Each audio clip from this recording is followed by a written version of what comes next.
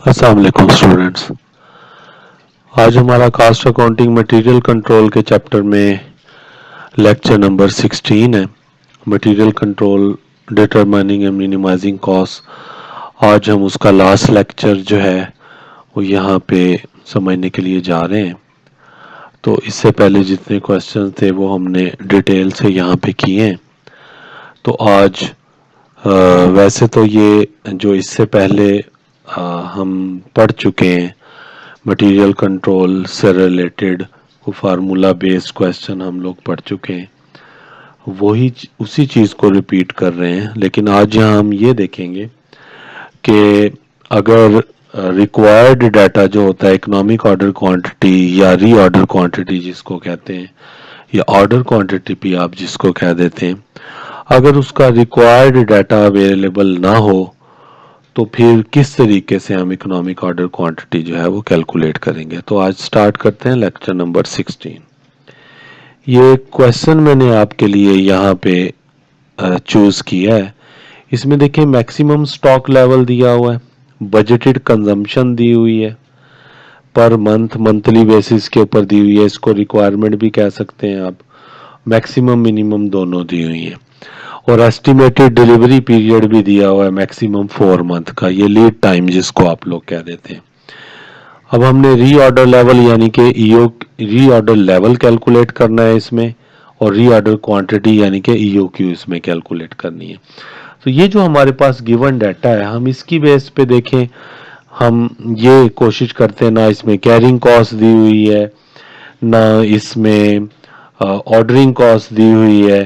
तो इस कदर डाटा जो है ना वो हमारे पास जो चाहिए इसके लिए वो हमारे पास अवेलेबल नहीं है। तो इसके बावजूद हम इस मिसिंग डाटा को आगे लेके हम कैसे प्रोसेसिंग करें कि हम री ऑर्डर क्वांटिटी जो है वो कैलकुलेट कर लें। तो देखते हैं हम यहाँ पे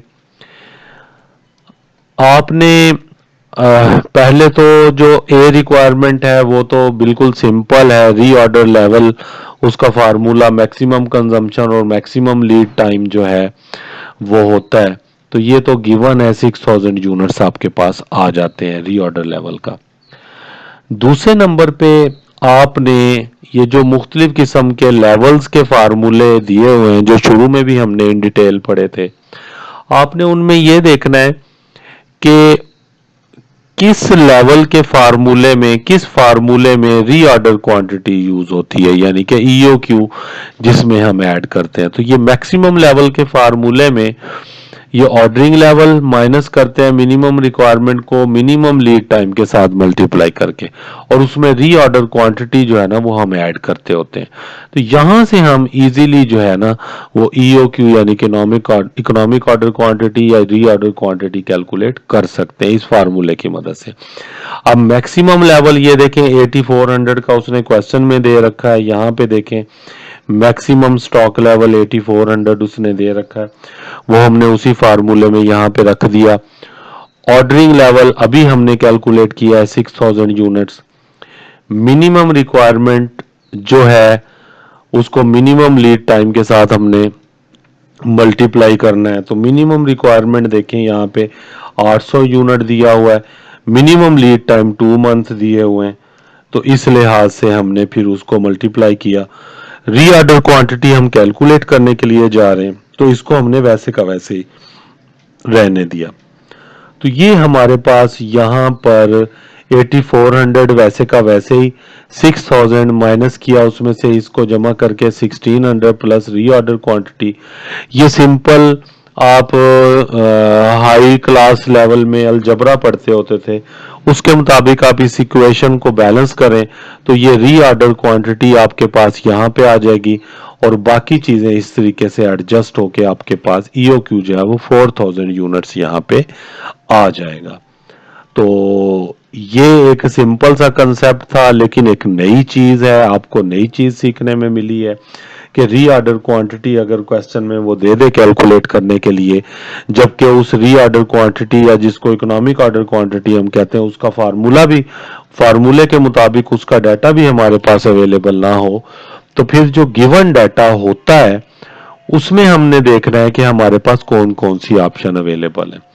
जैसा कि ये गिवन डाटा सारा मैक्सिमम मिनिमम लेवल और रीऑर्डर लेवल इस किस्म का ये डाटा इस क्वेश्चन के अंदर आपको दे रखा है।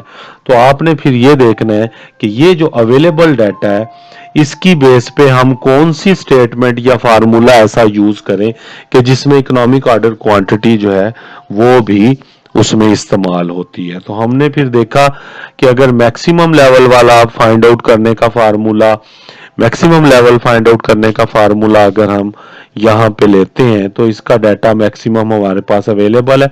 उसमें ये रीऑर्डर क्वांटिटी है जैसे मैंने इधर मेंशन किया जिसको ईओक्यू कहते हैं, वो अगर उसने दी हुई हो तो वो हम इजीली इस तरीके से कैलकुलेट कर लेते हैं। हमेशा की तरह आखिर में मैं इस क्वेश्चन की समरी आपको दोबारा से बता देता हूं कि ये क्वेश्चन कैसा है। The following information is available in respect of a component D20। ये कोई मटेरियल है जिसका कोड है D20। Maximum stock level 8400 units है। बजटेड कंजम्पशन उसके दो लेवल्स दिए हुए हैं, उसने मैक्सिमम 1500 यूनिट्स पर मंथ है और मिनिमम 800 यूनिट पर मंथ है। एस्टिमेटेड डिलीवरी पीरियड जिसको लीड टाइम कहते हैं ये भी मैक्सिमम और मिनिमम दिया हुआ है। ठीक होगी। अगर एक ही लीड टाइम दिया हुआ हो तो फिर अपने एक ही लीड टाइम को यूज करना है। अगर दो लीड टाइम दिए हुए हो तो जहां मैक्सिमम लीड टाइम यूज होगा वहां मैक्सिमम यूज करना है, जहां मिनिमम लीड टाइम यूज होगा वहां मिनिमम लीड टाइम यूज करना है। तो हम हमारे से वो रिक्वायर कर रहा है कि रीऑर्डर लेवल कैलकुलेट करना है और रीऑर्डर क्वांटिटी यानी कि ईओक्यू कैलकुलेट करना है। तो इसको हम ये रीऑर्डर लेवल ये तो बिल्कुल फार्मूला आप बहुत अच्छे तरीके से जानते हैं। मैक्सिमम कंजम्पशन को मैक्सिमम लीड टाइम के साथ मल्टीप्लाई किया, जैसे मैं अभी बता के आया हूं कि अगर लीड टाइम भी मैक्सिमम और मिनिमम दिया हुआ हो तो इस फार्मूले में मैक्सिमम लीड टाइम यूज होगा तो ये 6000 यूनिट्स आपके पास आ जाएगा। मैक्सिमम क्वांटिटी लेवल या स्टॉक लेवल या मैक्सिमम लेवल जो होता है उसका फार्मूला ये होता है, ये रिक्वायरमेंट में नहीं है लेकिन इस फार्मूले के अंदर रीऑर्डर क्वांटिटी जो है उसका जिक्र है।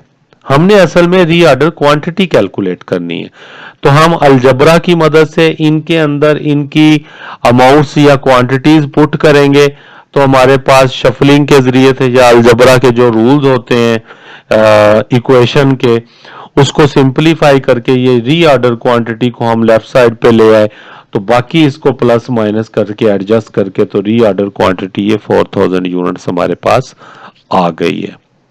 तो ये आपने डिसीजन लेना है, इस लिहाज से ये यूनिक है क्वेश्चन हमारा।